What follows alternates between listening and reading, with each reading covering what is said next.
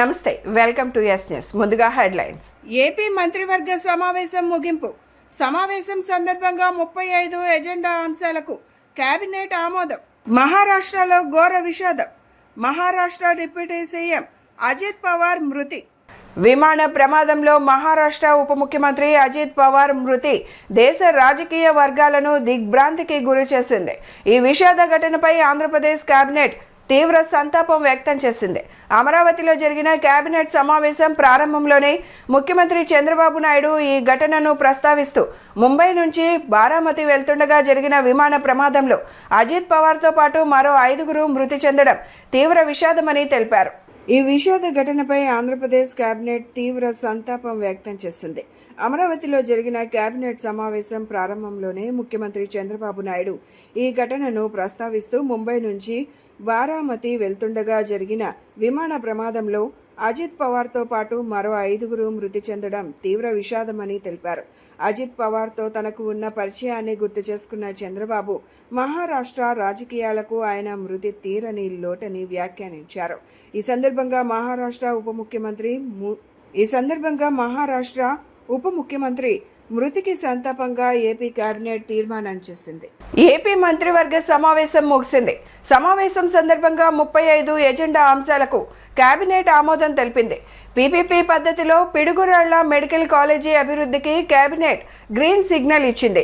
AP టిట్కోకు హట్కో నుంచి 4,451 కోట్ల ప్రభుత్వ రుణ గ్యారంటీకి ఆమోదం తెలిపింది. టీటీడీ పరిధిలో పలు పోస్టుల అప్గ్రేడ్కు కూడా కేబినెట్ ఆమోదం తెలిపింది. రాష్ట్ర వ్యాప్తంగా ఆయా సంస్థలతో పాటు అల్లూరి జిల్లా నందకోటలో పర్యాటక శాఖ 5 స్టార్ రిసార్ట్ కోసం భూమి కేటాయించేందుకు కేబినెట్ ఆమోదం తెలిపింది.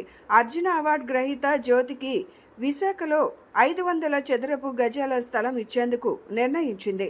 డిగ్రీ తరువాత జ్యోతికి గ్రూప్ 1 ఉద్యోగం ఇచ్చేందుకు కేబినెట్ ఆమోదం తెలిపింది.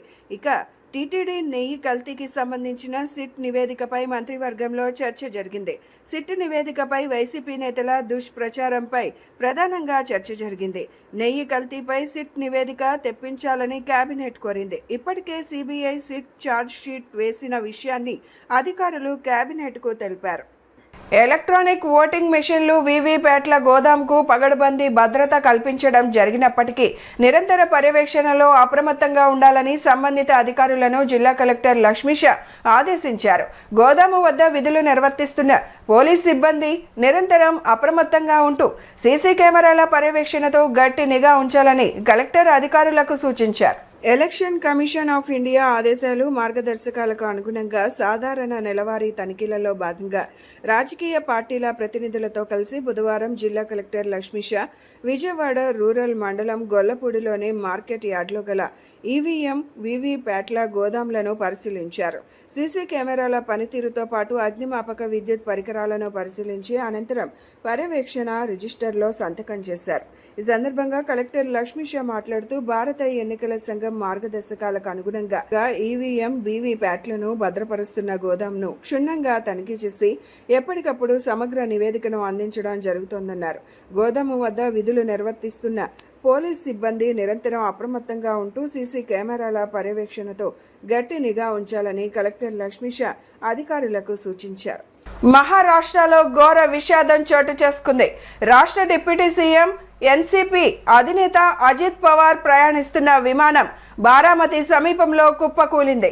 ఈ దుర్ఘటనలో అజిత్ పవార్తో పాటు మరో 4 అక్కడికక్కడే మృతి చెందారు. విమానంలో ప్రయాణిస్తున్న 5 మరణించినట్లు directorate general of civil aviation అధికారికంగా ధృవీకరించింది. అఖిల భారత శాంతి సంఘీభావ సంఘం జాతీయ కౌన్సిల్ సమావేశాలు ఈ నెల 31 నుంచి ఫిబ్రవరి 2 వరకు విజయవాడలో జరగనున్నట్లు సంఘం నాయకులు వై వెంకటేశ్వరరావు, జి ఈశ్వరయ్య తెలిపారు. అమెరికా యుద్ధోన్మాదం ప్రపంచ శాంతికి సవాళ్లు అనే అంశంపై ఫిబ్రవరి 1న జాతీయ సదస్సు నిర్వహించనున్నట్లు చెప్పారు. అమెరికా యుద్ధోన్మాదం ప్రపంచ శాంతికి సవాళ్లు అనే అంశంపై ఫిబ్రవరి 1న జాతీయ సదస్సు నిర్వహించనున్నట్లు చెప్పారు. నగరంలోని ఎంపీవీకే భవన్ నందు సమావేశాలకు సంబంధించిన పోస్టర్లను వారు విడుదల చేశారు.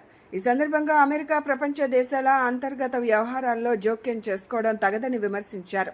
ప్రపంచ శాంతి కోసం ఉద్యమించే వారందరూ ఐక్యంగా ముందుకు రావాలని పిలుపునిచ్చారు. ఈరోజు అఖిల భారత శాంతి సంఘీభావ సంఘం నేతృత్వంలో రేపు జనవరి 31, ఫిబ్రవరి 1, 2 తారీఖుల్లో విజయవాడ కేంద్రంగా అఖిల భారత కౌన్సిల్ సమావేశాలు ఇక్కడ జరగబోతూ ఉన్నాయి.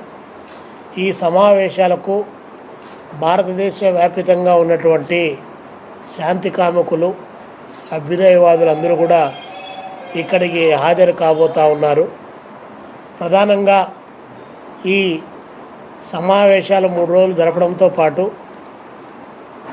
ఈరోజు ప్రపంచవ్యాపితంగా యుద్ధోన్మాదం అలుముకుంటున్నటువంటి నేపథ్యంలో ప్రపంచ శాంతి కావాలని చెప్పి డిమాండ్ చేస్తూ ఒకవైపున అమెరికా అధ్యక్షుడు ట్రంప్ ప్రపంచ పోలీసుగా వ్యవహరిస్తూ ఇతర దేశాల యొక్క సార్వభౌమాధికారాన్ని తన చెప్పు చేతుల్లో పెట్టుకొని మొత్తం ప్రపంచంలో ఎక్కడ ఏ మూల జరిగినా కూడా నా దేశం కోసమే జరగాలి, నా దేశ ప్రయోజనాల కోసమే జరగాలనేటువంటి పద్ధతుల్లో ఈరోజు వెనుజులా అధ్యక్షుడు ముదురోను వారి సతీమణిని అర్ధరాత్రి పూట అధ్యక్ష కార్యాలయం పైన దాడి చేసి 32 మంది సైనికులను చంపి అనేక సంవత్సరాలుగా మనం చూసినప్పుడు ఇటువంటి సమావేశాలు విజయవాడలో జరగటం ఇదే ప్రథమం. ప్రత్యేకించి రాష్ట్ర విభజన తర్వాత కూడా ఈ సమావేశాలు జరగడానికి ఒక ప్రత్యేకత నేడు సంతరించుకొని ఉంది. అయితే ఈ సమావేశాల సందర్భంగా ఒక జాతీయ సదస్సుని 1వ తేదీ ఉదయం, ఫిబ్రవరి 1వ తేదీ ఉదయం 10 గంటలకు మాకినేని బసపన్న విజ్ఞాన కేంద్రంలో ఉన్నటువంటి చుక్కపల్లి పిచ్చి ఆడిటోరియంలో ఒక జాతీయ సదస్సుని నిర్వహిస్తూ ఉన్నాం. ఎందుకంటే చుక్కపల్లి పిచ్చి గారి ఆడిటోరియం ఆయన పేరుతో ఉంది, మనందరికీ తెలుసు. గతంలో అనేక సందర్భాలలో ప్రపంచ శాంతికి భంగం కలిగినటువంటి అనేక ఘటనలు జరిగినప్పుడు మన విజయవాడ ఒక ప్రత్యేకమైన కృషి, శాంతి కావాలి, యుద్ధం వద్దు అనే ప్రత్యేక కృషి చేసింది. అందులో ముందుపీట నుండి ప్రత్యేక కృషి చేసిన వాళ్ళల్లో చుక్కపల్లి పిచ్చయ్య గారు ప్రథములు. ఆయన ఇతర వామపక్షాలతో కలిసి, ప్రజాతంత్ర శక్తులతో కలిసి, అభ్యుదయవాదులతో కలిసి ఈ ఉద్యమాన్ని ఒక విశాలమైన ఉద్యమంగా కూడా ముందుకు తీసుకెళ్లడంలో ఆయన ప్రత్యేకమైనటువంటి కృషి చేశారు. ఆ రకంగా ఈ సదస్సుకు ఒక ప్రత్యేకత ఉంది ఆయన ఆడిటోరియంలో జరగటం అనేది. కూటమి ప్రభుత్వం ఎన్నికల ప్రణాళికలో ఇచ్చిన హామీలను వెంటనే అమలు చేయాలని మాజీ ఎమ్మెల్సీ కేఎస్ లక్ష్మణరావు డిమాండ్ చేశారు.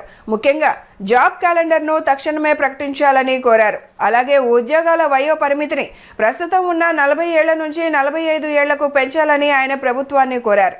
ప్రభుత్వం ఇప్పటికైనా జాబ్ క్యాలెండర్పై స్పష్టమైన ప్రకటన చేయకపోతే పెద్ద ఎత్తున ఆందోళనకు దిగుతామని హెచ్చరించారు.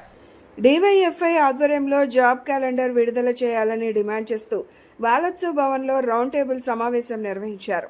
ఈ సమావేశానికి ముఖ్య అతిథిగా మాజీ ఎమ్మెల్సీ కేఎస్ లక్ష్మణరావు హాజరయ్యారు. ఈ సందర్భంగా ఆయన మాట్లాడుతూ ప్రభుత్వం చెబుతున్నట్లుగా 4,74,000 ఉద్యోగాలు ఏ శాఖల్లో భర్తీ చేశారో స్పష్టంగా వెల్లడించాలని డిమాండ్ చేశారు. సూపర్ 6 హామీల్లో భాగంగా నిరుద్యోగ భృతి ఇవ్వకుండానే సూపర్ 6 సక్సెస్ అని ఎలా ప్రకటించుకుంటారని ఆయన ప్రశ్నించారు. ఎన్నికల సమయంలో ఇచ్చిన హామీల ప్రకారం వెంటనే జాబ్ క్యాలెండర్ విడుదల చేయాలని, అలాగే ఉద్యోగాల వయో పరిమితిని 40 నుంచి 45 ఏళ్లకు పెంచాలని డిమాండ్ చేశారు. ప్రభుత్వం తక్షణమే స్పందించకపోతే రాష్ట్ర వ్యాప్తంగా నిరుద్యోగ యువతతో కలిసి పెద్ద కూటమి ప్రభుత్వం ఎన్నికల ప్రణాళికలో హామీ ఇచ్చిన విధంగా వెంటనే జాబ్ క్యాలెండర్ ప్రకటించాలని డివైఎఫ్ఐ యువజన సంఘం ఆధ్వర్యంలో జరుగుతున్న రౌండ్ టేబుల్ ఈరోజు డిమాండ్ చేస్తూ ఉంది. వాళ్ళు స్పష్టంగా ప్రతి ఏడు కూడా జాబ్ క్యాలెండర్ ప్రకటించి ఉద్యోగాలు భర్తీ చేస్తామని హామీ ఇచ్చారు. కానీ ఇప్పటి వరకు ఒక డిఎస్సి నోటిఫికేషన్ తప్పితే మరే నోటిఫికేషన్ కూడా ఇంతవరకు ఇవ్వలేదు. ఈరోజు రాష్ట్రంలో గ్రూప్ 1 కానీ, గ్రూప్ 2 కానీ, గ్రూప్ 3 కానీ, గ్రంథాలయాల్లో కానీ, పోలీస్ శాఖలో కానీ, అలాగే డిఎస్సికి సంబంధించి కానీ సుమారుగా 1,00,000 వరకు పోస్టులు ఖాళీగా ఉన్నాయనేది ప్రభుత్వ శాఖలు చెప్తున్నటువంటి అంచనా. మరి నిరుద్యోగం విపరీతంగా పెరిగిపోతున్నటువంటి పరిస్థితి. అందుకని ఈ పోస్టులు అన్నీ కూడా ముఖ్యంగా పోలీస్ రిక్రూట్మెంట్ బోర్డు చేసే పోలీసు ఉద్యోగాలు 15,000కు పైగా మరి పోలీస్ కానిస్టేబుల్ పోస్టులు ఖాళీగా ఉన్నాయని ప్రభుత్వమే ప్రకటించింది. అందరికీ నమస్కారం అండి. నా పేరు జి రామన్న, డివైఎఫ్ఐ రాష్ట్ర కార్యదర్శి. ఈరోజు డివైఎఫ్ఐ ఆధ్వర్యంలో జాబ్ క్యాలెండర్ రాష్ట్ర ప్రభుత్వం తక్షణమే ప్రకటించాలని డిమాండ్ చేస్తూ ఈరోజు రౌండ్ టేబుల్ నిర్వహిస్తున్నాం. ఈ రౌండ్ టేబుల్ సమావేశం రాష్ట్ర ప్రభుత్వానికి ఒక సవాల్ చేస్తున్నాం, ఒక ఛాలెంజ్ చేస్తున్నాం. ఈరోజు ప్రభుత్వం చెప్తున్న 4,74,000 ఉద్యోగాలు ఏ శాఖల్లో ఎక్కడిచ్చారో క్లారిటీగా చెప్పాల్సిన బాధ్యత ఈరోజు రాష్ట్ర ముఖ్యమంత్రి మీద ఉంది. కానీ అవి ఏం చెప్పకుండా కేవలం డిఎస్సి, పీసీ తప్ప ఇంకే ఉద్యోగాలు కూడా ఈరోజు రాష్ట్ర ప్రభుత్వం ఇవ్వలేదనేటువంటిది మేము చెప్పదలుచుకున్నాం. అట్లాగే ఈరోజు రాష్ట్ర ప్రభుత్వం చెబుతున్న ఇంకో అబద్ధం ఏంటంటే ఈరోజు అమరావతి ఆవకాయ, కర్నూలు కాకరకాయ కాదు, నిరుద్యోగులకు నిరుద్యోగ భృతి ఇచ్చారా? 44వ డివిజన్ విద్యాధరపురం చెరువు సెంటర్ కొండ ప్రాంతంలో ఉన్న విఎంసి వాటర్ ట్యాంక్ పాడైపోయి ప్రజలకు కలుషిత మంచినీరు సరఫరా అవుతుందని వాటర్ ట్యాంక్ రిపేర్ పనులను మాజీ మంత్రి వెల్లంపల్లి శ్రీనివాసరావు, మేయర్ రాయన భాగ్యలక్ష్మి అడ్డుకుంటున్నారని కూటమి కార్పొరేటర్లు ఆరోపణలు చేశారు. కలుషిత నీటి సరఫరా వల్ల ప్రజలకు అనారోగ్య సమస్యలు వస్తాయి, వెల్లంపల్లి మేయర్ బాధ్యత వహించాల్సి వస్తుందని హెచ్చరించారు. కూటమి కార్పొరేటర్లకు ప్రజాదరణ రాకుండా ఉండాలని కుట్రలు పన్నుతున్నారని స్పష్టం చేశారు. బుధవారం 44వ డివిజన్ విద్యాధరపురం చెరువు సెంటర్ కొండ ప్రాంతంలో ఉన్న వాటర్ ట్యాంక్ను కూటమి కార్పొరేటర్లు పరిశీలించారు. కార్పొరేటర్లు మైలవరం రత్నకుమారి, అత్తలూరి ఆదిలక్ష్మి, బుల్లా విజయ్ కుమార్, గుడివాడ నరేంద్ర, రాఘవ, అప్పాజీ, అబ్దుల్ హర్షాద్, కూటమి నాయకులు మైలవరపు దుర్గారావు, మైలవరం కృష్ణ, అత్తలూరి పెదబాబు, బొడ్డుపల్లి శ్రీనివాస్, రెడ్డిపల్లి రాజు స్థానికులు వాటర్ ట్యాంకులు పరిశీలించారు. ఈ సందర్భంగా వారు మీడియాతో మాట్లాడుతూ కూటమి కార్పొరేటర్లకు చెందిన డివిజన్లో అభివృద్ధి సంక్షేమ పనులను మేయర్, మాజీ మంత్రి అడ్డుకుంటున్నారన్నారు. కూటమి కార్పొరేటర్లకు ప్రజాదరణ రాకూడదని, కుటీల రాజకీయాల కోసం పనులను అడ్డుకుంటున్నారన్నారు. ప్రజారోగ్యానికి సంబంధించిన ట్యాంక్ రిపేర్ పనులను వెంటనే ప్రారంభించాలని డిమాండ్ చేశారు. భవిష్యత్తులో ప్రజారోగ్య సమస్యలు వస్తే వెల్లంపల్లి శ్రీనివాసరావు, మేయర్, కార్పొరేషన్ అధికారులే బాధ్యత వహించాలని హెచ్చరించారు.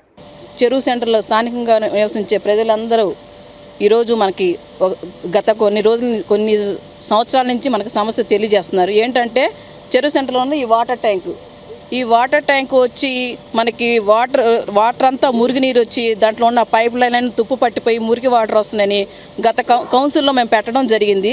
పెడితే స్థానికంగా ఉన్న స్టాండింగ్ కమిటీ కావచ్చు, మేయర్ గారు మాజీ మంత్రి వర్యులు వెల్లంపల్లి శ్రీనివాసరావు గారు ఈ స్టాండింగ్ కమిటీలో పెట్టిన ఈ వాటర్ ట్యాంక్ని ఆఫ్ చేయడం జరుగుతుంది. దాదాపు ఇక్కడ 50,000 మంది స్థానికులు నివసిస్తున్నారు. 3 లక్షల లీటర్లు వాటర్ ఇక్కడ ప్రజలందరికీ వస్తుంది. ఈ వాటర్కు పొల్యూషన్ అవుతే ప్రజలందరికీ ఆరోగ్యాలు పాడవుతాయని గత కౌన్సిల్లో కూడా మనందరికీ జరగడం జరిగింది. కమిషనర్ గారు కూడా ఎక్కడైతే వాటర్ ట్యాంకులు లీక్ అవుతున్నాయో, పొల్యూషన్ అయిందో వీటన్నిటిని బాగు చేసి మళ్ళీ మంచి వాటర్ని ప్రజలందరికీ అందించాలని మనకి కౌన్సిల్లో కూడా చెప్పడం జరిగింది. మున్సిపల్ కార్పొరేషన్ పాలకపక్షం వైఎస్ఆర్ కాంగ్రెస్ పార్టీ ఉండటం, ఇక్కడ ఎంపీగా తెలుగుదేశం పార్టీ గెలవటం, పశ్చిమ నియోజకవర్గంలో బీజేపీ గెలవటం, సెంట్రల్ తూర్పు టీడీపీ గెలవటం. ఇక్కడ ఉన్నటువంటి మున్సిపల్ కార్పొరేషన్లో ప్రజలకు ఉన్నటువంటి ఏ సమస్య అయినా సరే కార్పొరేటర్ల ద్వారా మేమందరం కూడా వైసీపీ నుంచి కూటమిలోకి రావడం జరిగింది. మేము ఏదైనా సరే ప్రజల సమస్య, మా సొంత సమస్య కాదు, ప్రజల సమస్య పెట్టినప్పుడు ఏదైతే స్టాండింగ్ కమిటీ వెళ్తుందో స్టాండింగ్ కమిటీ మీటింగ్ అనేది మున్సిపల్ కార్పొరేషన్లో జరగట్లా.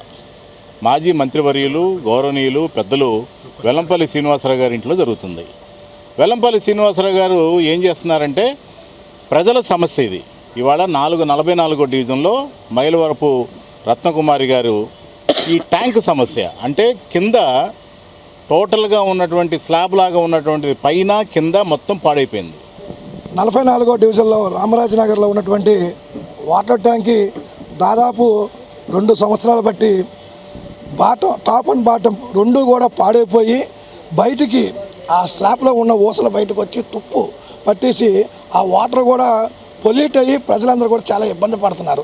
దాదాపు గత గవర్నమెంట్లోంచి కూడా నేను కౌన్సిల్ దృష్టికి తీసుకెళ్ళడం, అప్పుడున్నటువంటి మాజీ మంత్రివర్యులు వెల్లంపల్లి శ్రీనివాస్ గారి దృష్టికి తీసుకెళ్ళడం, నగర మేయర్ గారు రాయన భాగ్యలక్ష్మి గారి దృష్టికి తీసుకెళ్ళినా కూడా అమృత స్కీమ్లో ఉంది, దాంట్లో వస్తుంది, చేద్దాం అని మబ్బు పెట్టి జ్ఞాపం చేసి ఆ పని అవనవ్వకుండా అడ్డుకున్నటువంటి వ్యక్తులు వెల్లంపల్లి శ్రీనివాస్ గారు. అలాగే ఈరోజు కూటమి ప్రభుత్వం వచ్చి ప్రజల కోసం పనిచేస్తున్నటువంటి కూటమి ప్రభుత్వాన్ని మేము వెంటనే మేము ఏదైతే వైఎస్ఆర్ కాంగ్రెస్ పార్టీలో గెలిచి ప్రజా సమస్యల కోసం ప్రజల కోసం ఈరోజు మేము ఏదైతే సుజనా చౌదరి గారు ఓట్లేసి గెలిపించి ప్రజల యొక్క ఆకాంక్ష మేరకు మేము కూడా ప్రజల తరపున ఉండాలనే ఆకాంక్షతో మేము ఈరోజు సుజనా చౌదరి గారితో అలాగే కూటమి నాయకులతో మేము అందరం కూడాను ఈ యొక్క నియోజకవర్గం కానీ ఈ రాష్ట్రం కానీ అన్నీ కూడా అభివృద్ధి చేయాలనే ఉద్దేశంతో మేము అందరం కూడా పార్టీ మారడం జరిగింది. మహిళా సాధికారత సామాజిక సేవే లక్ష్యంగా పనిచేస్తున్న తమ ఫిక్కీ ఫ్లో ద్వారా వర్ణిక ది ఫ్లో బజార్ పేరిట బంగారు వజ్రాభరణాలు వస్త్ర ప్రదర్శన నిర్వహిస్తున్నట్లు ఫిక్కీ ఫ్లో విజయవాడ చాప్టర్ చైర్పర్సన్ అమృత కుమార్ తెలిపారు. ఈ నెల 31వ తేదీ నుండి జరిగే ఈ ప్రదర్శన ద్వారా లభించే ఆదాయాన్ని కృష్ణలంక మెట్ల బజార్లో నివసించే 120 నిరుపేద కుటుంబాలకు చెందిన పిల్లలకు చదువుల నిమిత్తం విరాళంగా ఇస్తామని ఆమె ప్రకటించారు. ఈ చాప్టర్ జూన్లో లాంచ్ అయింది. జూన్ నుంచి ఇప్పటిదాకా మనం దీనిలో చాలా వరకు విమెన్ ఎంపవర్మెంట్ గురించి పని చేసాము. చాలా ఈవెంట్స్ జరిగింది. For this mainly we have worked on skilling initiative. Deaf and dumb 25 లేడీస్కి మనం స్టిచ్చింగ్ అండ్ ఎంబ్రాయిడరీ ట్రైనింగ్ ఇచ్చాము. దీని కింద హ్యాండ్లూమ్ ఇనిషియేటివ్ కింద మనం పెట్టారు. వీవ్స్కి అడాప్ట్ చేసి అక్కడ వీవర్స్తో మాట్లాడి వాళ్ళకి వీవ్స్కి చాలా వరకు మనం మార్కెట్లో ఎలా సప్లై చేయాలి చాలామందికి పిలిపించి ఇక్కడ మన ఎగ్జిబిషన్స్లో కూడా స్టాల్స్ అన్ని ఏర్పాటు చేసాము. Few months back we did and breast cancer awareness campaign for municipal sanitation women workers. Almost 150 ladies దానిలో వచ్చారు and talk was given by one of our member doctor Praveena. మన యూత్ మెంటరింగ్ వర్క్షాప్స్ చాలా వరకు అవుతా ఉంది. దీనిలో మనం digital training, personality development, AIIMS, goals ఇవన్నీ గురించి గవర్నమెంట్ స్కూల్స్ అండ్ కాలేజెస్లో వర్క్షాప్స్ ఉంటుంది. కొన్ని ప్లేస్లో 2 days 3 days, కొన్ని ప్లేస్లో 2 hours depending upon their schedule. So ఇప్పటిదాకా almost 3,000 children we have covered in Vijayawada around municipal schools and colleges. దాని తర్వాత దీనిలో మనం చాలా వరకు ఈవెంట్స్ కూడా చేసాము. Eminent personalities like Yashika Tyagi, captain Yashika Tyagi, then wellness mentor Priya Rajeev Mohan, వైజాగ్లో Radhe Jaggi and home minister Anitha garu కూడా వచ్చి మన మెంబర్స్తో మాట్లాడారు. లాస్ట్ ఈవెంట్ మనది వరల్డ్ సాడీ డే మనం విజయవాడ వైజాగ్ రెండులో ఏర్పాటు చేసాము. దానిలో మనం ఇండియన్ వీవ్స్ గురించి వాళ్ళ అవేర్నెస్ క్రియేట్ చేసాము. సాడీకి ఇంపార్టెన్స్, మన కల్చర్ గురించి ఆ ప్రోగ్రామ్. బులెటిన్ ముగించే ముందు హెడ్లైన్స్ మరొకసారి. ఏపీ మంత్రివర్గ సమావేశం ముగింపు. సమావేశం సందర్భంగా 35 ఎజెండా అంశాలకు కేబినెట్ ఆమోదం. మహారాష్ట్రలో ఘోర విషాదం. మహారాష్ట్ర డిప్యూటీ సీఎం అజిత్ పవార్ మృతి. ఇవి ఈనాటి bulletin updates. Keep watching yes news.